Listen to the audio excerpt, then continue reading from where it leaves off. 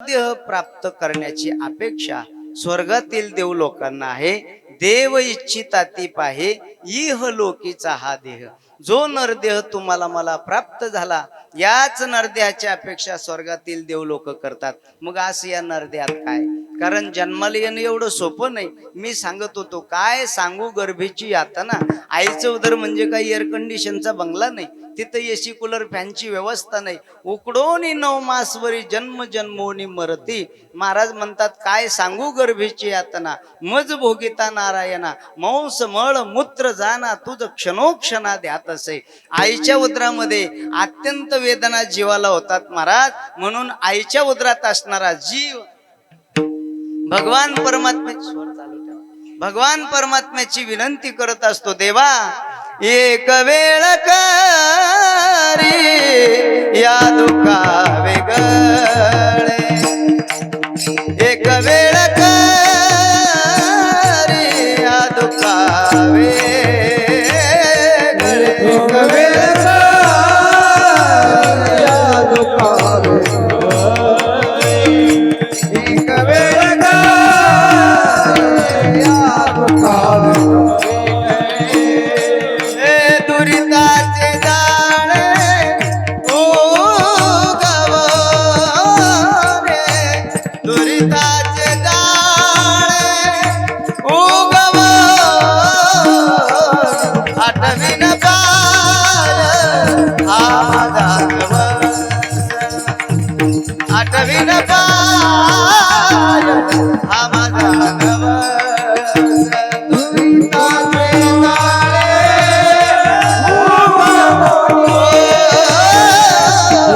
दुरिताचे जाळे आठवीन पाय हा माझा नवस. आठवीन पाय हा माझा आईचं उदर म्हणजे काही एअर कंडिशनचा बंगला नाही महाराज. हा नरदेह, हा जीव आईच्या उदरात असताना त्रास व्हायला लागल्यानंतर भगवान परमात्म्याची विनंती करतो, देवा मला या दुःखातून एकदा वेगळं कर. पोटात असताना मग देव त्याला विचारतो, का रे तुला जर मी या दुःखातून एकदा वेगळं केलं तर त्याच्या मोबदल्यात तुम्हाला काय देशील? तर हा जीव देवाला पोटात असताना सांगतो, देवा मी त्याच्या मोबदल्यात तुला नवस करतो, मी तुझ्या पायाची आठवण करीन. मग देव म्हणे, कधी करशील? कीर्तनात बसला तेवढ्या पुरता? देव म्हणे, नाही ना. मग रात्र आणि दिवस पांडुरंगा. आठवीन पाय हा माझा नवस. रात्र आणि दिवस पांडुरंगा. भगवंताला विनंती करतो, भगवंताला नवस करतो आणि देव त्याला गर्भाच्या दुःखातून मोकळं करतो, बाहेर काढतो. आणि जन्माला आल्याबरोबर देव त्याला भेटतो, का रे म्हणणार रामकृष्ण हरी, तू तर आत होता तेव्हा म्हणत होता, तू देवाला म्हणतो मी कधी म्हणलो तुला? इतका खराब आहे हा जीव. रडताना लेकरू कसं रडत, कवा कवा आहे ना, असंच रडत ना. हा, लक्ष्मीला बरोबर समजतो बाहेर असल्या तरी पोरग झाला का पोरगी. लय अभ्यास आहे त्यांचा. म्हणजे हा जीव आईच्या उदरातून आल्याबरोबर देवाला देव म्हणला ना, मन रामकृष्ण अरे. ते म्हणे, मी कधी म्हणलो तुला रामकृष्ण अरे. इतका बदमाश जीव आहे. जन्माला आल्यावर जर इतका लबाड आहे तर चाना झाल्यावर कसा असेल. इतकं गर्भवासाचं दुःख गाडाय कोणा पुढे सांगावे. जन्माला येणं सोपं नाही. जन्म मरणाचं दुःख कठीण आहे. त्याला नावच आहे सुनील महाराज, बाळांतपण. काय नाव आहे त्याला? बाळांतपण. झालं तर बाळ, नाही तर आईचा तरी अंत, नाही तर बाळाचा तरी अंत. इतकं कठीण काम आहे. म्हणून तेवढं दुःख जीवनात दुसरं कोणतंच. म्हणून हा जीव देवाला करुणा भागतो. म्हणजे एवढं जन्माचं दुःख कठीण आहे. आणि जन्माला आल्यानंतर आपण सर्वजण जन्माला आलो. जो नरदेह तुम्हाला मला प्राप्त झाला, याच नरदेहाची अपेक्षा स्वर्गातील देव लोक करतात. मग एवढं दुःख असताना सुद्धा आणि देवत्व प्राप्त झालेला असताना सुद्धा स्वर्गातील देव लोकांना मृत्यू लोकात येण्याची काय अपेक्षा, काय गरज काय? पण ज्या अर्थी स्वर्गातले देव लोक नरदेहात येण्याची अपेक्षा करतात, त्याचा अर्थच असा होतो, नक्कीच तिथल्यापेक्षा याच्यात काहीतरी वेगळं असलं पाहिजे. आणि जर याच्यात काही वेगळं असेल तर ते तुम्हाला मला कळत नसलं पाहिजे. काहीतरी वेगळं आहे. म्हणूनच देवलोक स्वर्गातला आनंद सोडून मृत्यू लोकात यायला मागतात. बरं, स्वर्गात जाणं सोपं नाही. आत्माराम महाराज, स्वर्गात इंद्रपद प्राप्त करण्यासाठी 108 यज्ञाचं पुण्य संपादन करावं लागतं. किती? 108. आणि 108 यज्ञ करण्यासाठी, पण यज्ञ कसा करायचा? 5 कुंडी, 7 कुंडी, 11 कुंडी, 21 कुंडी, 51 कुंडी, 108 कुंड, 111 कुंड, 151 कुंड असा यज्ञ राहतो. तुम्ही मंदिर बांधलं तेव्हा केला असं यज्ञ. आणि यज्ञामध्ये 7 दिवस अखंड सतत हत्तीच्या सोंडा एवढी तुपाची धार 7 दिवस सोडावी लागते. आणि असे 8 दिवसाचे 108 यज्ञ केल्यानंतर माणसाला स्वर्गातलं यथोचित जर यज्ञ पार पडला तरच स्वर्गातलं राज्यपद प्राप्त होतं, इंद्र होता येतं. मला सांगा, 108 यज्ञ करण्यासाठी तुम्हाला 108 वर्ष जगणं पडन ना. तुम्ही तवर जगले पाहिजे ना. बरं, ते झालं समजा जगलंही एखादं 108 वर्ष, पण जन्माला आल्याबरोबर यज्ञच करायला लागतो काय? हा महाराज, या जीवनात बी अशी अवस्था आहे. पहिली गोष्ट, कलियुगातल्या आयुष्यालाच मर्यादा आहे महाराज. कृतयुगामध्ये माणसाला 1,00,000 वर्ष आयुष्य होतं. इकडं पाय रे पराव, इकडं पाय, फोनात काय पाहतो रे? हा, तू रुमालावाला इकडं पाय, माझ्याकडं इकडं पहा, इकडं पहा. कृतयुगात माणसाला 1,00,000 वर्ष आयुष्य होतं. किती? 1,00,000. त्रेतायुगामध्ये त्या लाखातलं 1 शून्य पुसलं. 1 लाखातलं 1 शून्य पुसलं. तुझं नाव काय बाळा? प्रतीक. 1 लाखातलं 1 शून्य पुसलं. आता किती राहिले मग? 10,000. द्वापार युगात त्याच्यावरच 1 शून्य पुसलं. आणि कलियुगात त्याच्या वरच 1 शून्य पुसलं. 100. म्हणजे कलियुगातल्या आयुष्याला किती मर्यादा आहे? 100 वर्षाची. कृतयुगात माणसाला 1,00,000 वर्ष आयुष्य होतं. म्हणून माणसं 60-60 हजार वर्ष तपश्चर्या करत होते. त्रेतायुगात त्याच्यावरच 1 शून्य पुसलं, 10,000 राहिलं. द्वापार युगात त्याच्या वरच 1 शून्य पुसलं, 1,000 राहिलं. आणि कलियुगात त्याच्या वरच 1 शून्य पुसलं. किती राहिलं आता? 100 वर्ष. आता सगळे मिळून गणपती बाप्पाला प्रार्थना करू आपण की आता शून्य पुसाच्या भानगडीत पडू नको. नाही तर 10 वर्षात काय होईल बरं? हा, काय होईल 10 वर्षात? होईल काही? म्हणून कलियुगात आयुष्याला मर्यादा आहे. महाराज म्हणतात, अल्प आयुष्य मानव देह शतगणिले ते अर्धरात्र काय, मध्य बालत्व पीडा रोग क्षय, काय भजनासी उरले ते पाहेगा, राम राम स्मराती. महाराज म्हणतात, कलियुगातल्या आयुष्याला मर्यादा आहे. किती? अल्प आयुष्य मानव देह शतगणिले ते अर्धरात्र खाय. शत म्हणजे 100. 100रातली जर गणना केली तर 50 वर्ष झोपेत गेले. किती राहिले मग? कारण माणसं संध्याकाळी 7 ते सकाळी 7. हा, काही काहीला दुपारा फोन करावा आपण, जे अरे काय चाललं? काही नाही, पडलो होतो जरासा दुपारा बी. म्हणजे 12 तास तर झोपतोच, पण दुपारा बी झोपतो. काही काही दिवस माळवल्यावर बी झोपतात. दिवस माळवल्यावर झोपू नये, दरिद्रीपणाचं लक्षण आहे. आणि दिवस उगवायच्या आधी माणसानं उठलं पाहिजे. दिवस उगवल्यावर सुद्धा उठू नये. ना, जे माणसं सकाळी लवकर उठतात ना, त्या माणसाच्या घरी लक्ष्मीचा वास राहतो, वास्तव्य राहतं. हा, पूर्वीची माणसं सकाळी 4 वाजता उठायचे महाराज. 4ला ब्रह्म मुहूर्तावर दूध काढायचे, चारा पाणी करायचे, शेण काढायचे, लक्ष्मी उठायच्या, अंगण झाडायच्या, सरा टाकायच्या, रांगोळ्या काढायच्या. माणसं दूध काढून उठून आंघोळी पांगोळी करून आणि मग वाट पाहायची, अजून कसा दिवस निघेना, अजून कसा दिवस निघेना, अजून कसा दिवस निघेना. पूर्वीची लोक. आता दिवस आधी उठून लोकांची वाट पाहतो, अजून कशी लोक उठेना. कमाल झाली महाराजी. हा, कमालच झाली ना महाराजी. पूर्वीचा नाताच एवढा फरक आहे महाराज, लय फरक आहे. तुम्हाला काय सांगा. हा, अल्प आयुष्य मानव देह 100 वर्षाचं आयुष्य कलियुगाचं. 50 वर्ष झोपेत गेले, राहिले 50. त्याच्यात बालपण गेले नेनता, तारुण्य दशे विषय व्यथा, वृद्धपणी प्रवर्तली चिंता, मरे मागुता जन्मधरी. बालपण गेले नेनता, 100 वर्षाचं आयुष्य, त्याच्यात 50 वर्ष झोपेत गेले, त्याच्यात बालपण गेले नेनता, तारुण्य दशेविषयी व्यथा, आणि मग वृद्धपणी प्रवर्तली चिंता, मरे मागुता जन्मदरी. बालपण नेनता गेलं. बालपण म्हणजे लहानपण, नेनता म्हणजे बालपणात काही कळत नाही. माणसं म्हणत नाही का, जाऊ द्या महाराज ती लहान आहे त्याला काही कळत नाही. म्हणजे बालपणात काही कळत नाही, तरुणपणात कोणाचं ऐकत नाही, आणि म्हातारपणात काही शिल्लक राहत नाही. कसं बालपणात काही कळत नाही, तरुणपणात कोणाचं ऐकत नाही, आणि म्हातारपणात हातात काही. म्हातारपणात असं होतं मग, अंगम गलितम फलितम मंडम दशनम येतम जातम तुंडम. समजलंच नाही काही वास्तव. म्हातारपणात कसं होतं, अंगम गलितम फलितम मुंडम दशनम वेतम जातम तुंडम. म्हणजे कानानं ऐकू येत नाही, डोळ्यानं दिसत नाही, नाकातून गंगा यमुना वाहतात, पायानं चालता येत नाही, हातानं टाळ्या वाजवता येत नाही. आपण त्याला म्हणतो, बाबा कीर्तनाला चालले काय? ते म्हणे नाही नाही, मग कीर्तनाकडे चाललो. कशाचा परिणाम या ऐकू न येण्याचा. म्हातारपणात काही शिल्लक राहत नाही, बालपणात कळत नाही, तरुणपणात कोणाचं ऐकत नाही. प्रमाण सांगतो. काय म्हणते मावशी? इकडे बाळा, इकडे सर. काय भाऊ सर, अलीकडे या इकडे विनेकरी बाबा, इकडे या. तिकडे नका या, इकडे अलीकडे या, या जवळ या ना. जवळ घ्या नाही टाळ लागतो नाही, ते माग दिसत नाही. नाही राहू दे, सारखं माग तो सरका बरोबर.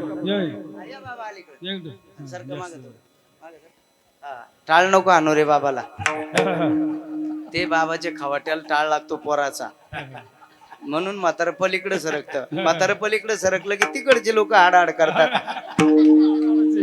आता हे असंच महाराज, संसारातले सूत्र साशे. इकडे पहा आता माझ्याकडं. संसारात इकडे पहा, संसारात जसं जसं माणसाचं वय वाढतं तसं तसं त्याचा अधिकार कमी होतो, आणि परमार्थात जसं जसं माणसाचं वय वाढतं तसं तसा अधिकार वाढत चालतो. संसारात हाडाहाडच बाबा, तुम्ही कुठेही घ्या. प्रमाण सांगतो. हो, श्वाना परी गती झाली अवघे करती. पूर्वार्ध, याचा पूर्वार्ध काय? ध्यानात आणा तुम्ही, मी तोवर बोलतो, तुम्ही ध्यानात आणा.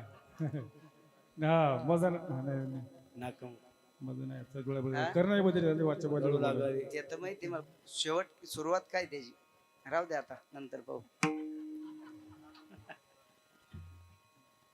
त्याच्या अगोदर 4 चरणाचा अभंग येतो. विठ्ठल विठ्ठल.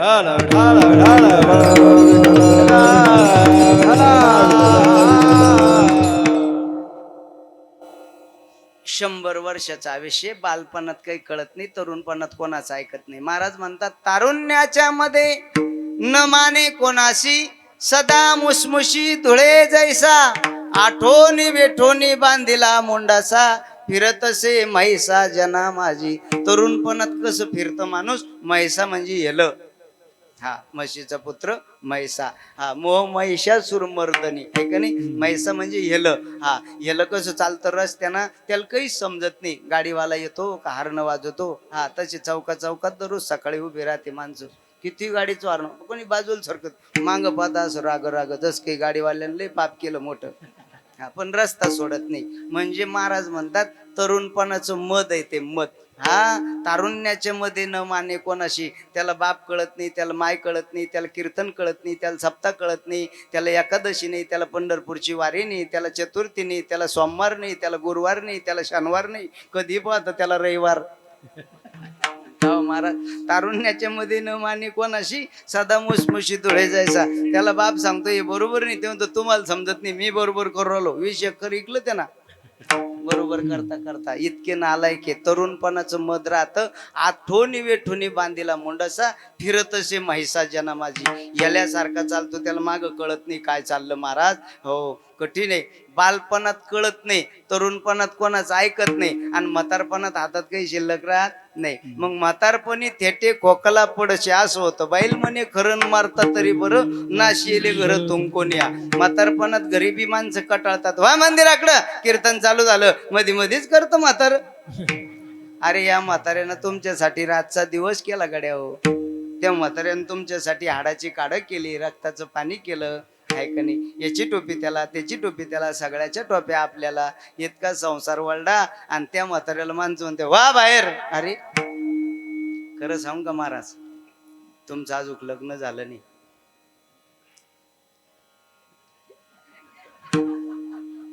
म्हणजे होणारच नाही असं डोक्यात आण नका. होईल पण झालं नाही असं एवढं सांगतो मी. आणि नाही केले तर त्याच्यापेक्षा सुखी कोणीच नाही. पण मग आता तुम्हाला वाटत याय ना करून घेतले ना आपल्याला नाही म्हणून राहिले. तसं माझा उद्देशच नाही. पण संसारात इकडं पहा, संसारात एवढं दुःख आहे महाराज, एवढं दुःख संसारात आहे. प्रमाण सगळ्याला पाठ आहे, सांगायचं काही कारण नाही. सगळ्याला प्रमाण पाठ आहे. प्रमाण ऐकू ऐकू कान चोपडे झाले आपले.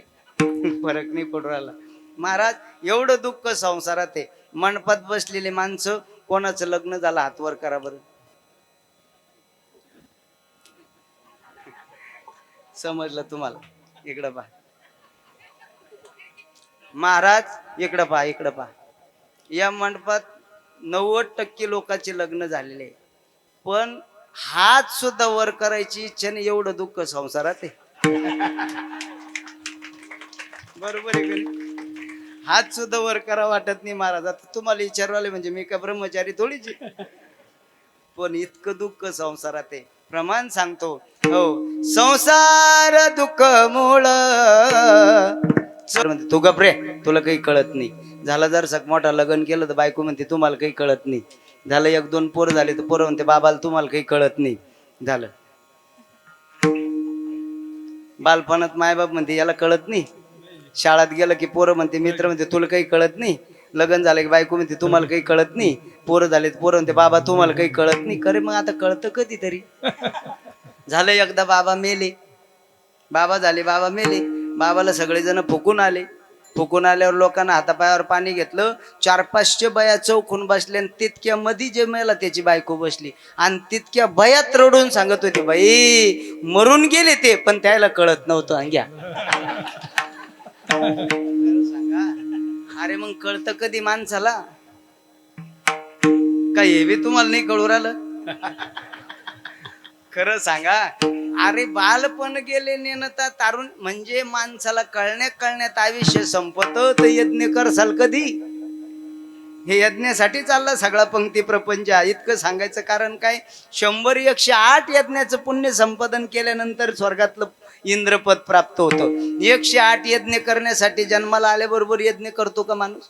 नाही करत. मग 108 यज्ञाचं पुण्य संपादन करायचं, स्वर्गातलं राज्यपद प्राप्त करायचं आणि इंद्रत्व प्राप्त झाल्यानंतर पुन्हा मृत्यू लोकातल्या नरदेहाची अपेक्षा करायची. मग ज्या अर्थी एवढे सायास करून इंद्रपद प्राप्त झाल्यानंतर पुन्हा मृत्यू लोकातल्या नरदेहाची अपेक्षा करतात, त्या अर्थी नक्कीच तिथल्यापेक्षा याच्यात काहीतरी वेगळं असलं पाहिजे. आणि जर काही वेगळं असेल तर ते तुम्हाला मला कळत नसलं पाहिजे. विठ्ठल काहीतरी विशेष असलं पाहिजे. काय झालं? कीर्तन झालं. एक देवबापा घरी गेले. देवबाप ब्राह्मण, गरीब परिस्थिती होती आणि लेकराचे मौजे बंधनाचा कार्यक्रम करायचा होता. जसं आपण जावळं करतो का नाही, ते मौजे बंधन करतात. मौजे बंधनाचा कार्यक्रम करायचा होता. पण देवबापाची परिस्थिती गरीब होती, ब्राह्मण गरीब होता. रात्रभर विचार केला की 200 रुपये कार्यक्रमाला खर्च येणारे, पण 200 रुपये मिळवायचे कसे?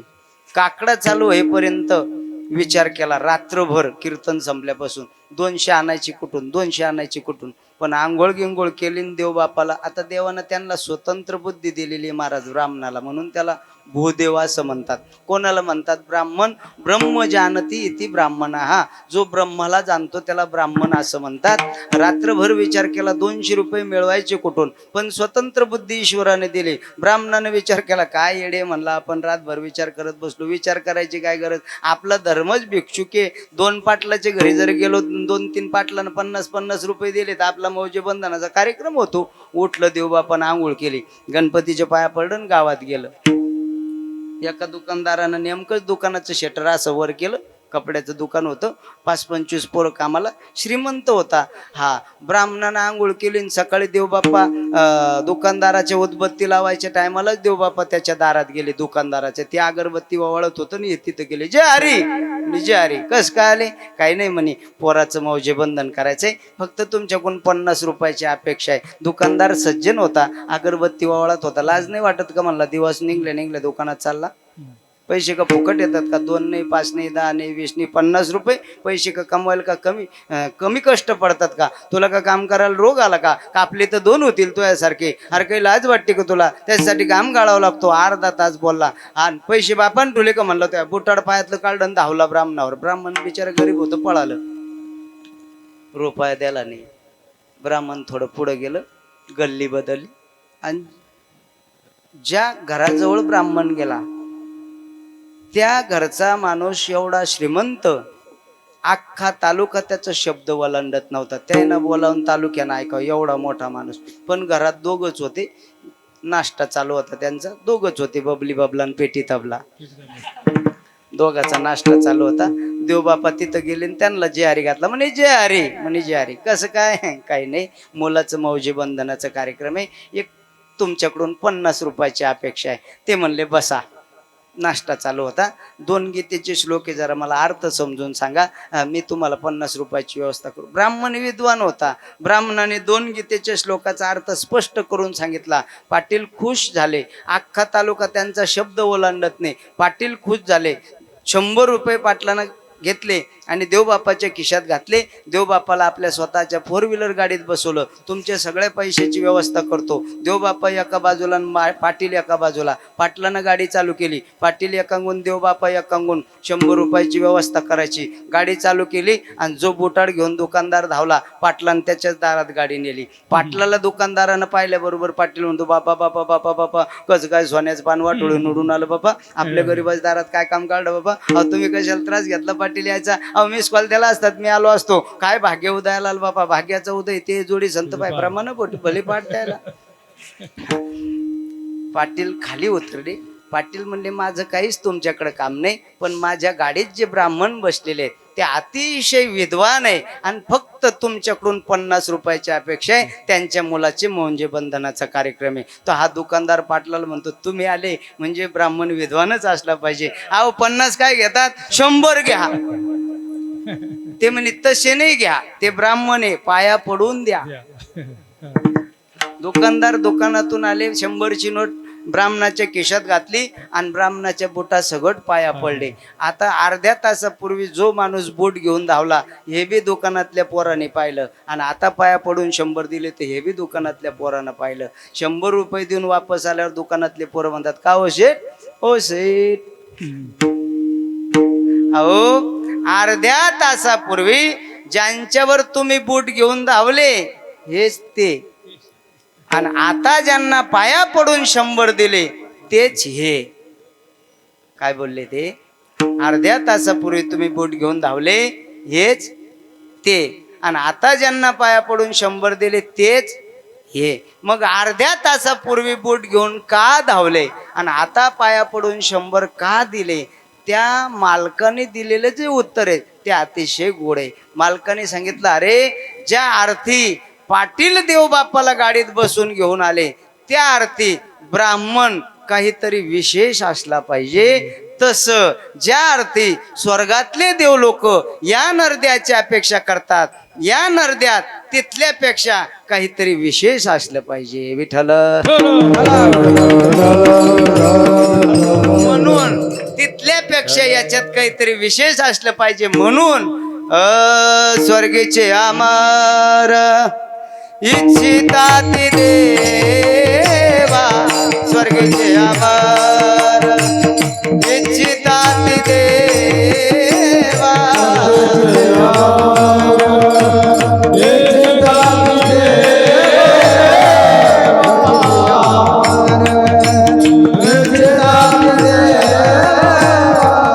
मृत्युलोकी भावा जन्म वा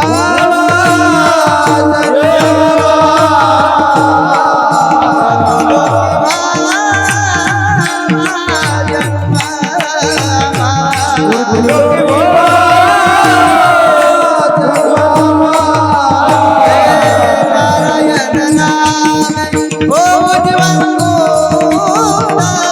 नारायण नामे हो जीवनमुक्त हे नारायण नामे हो जीवनमुक्त नारायण नामे हो जीवनमुक्त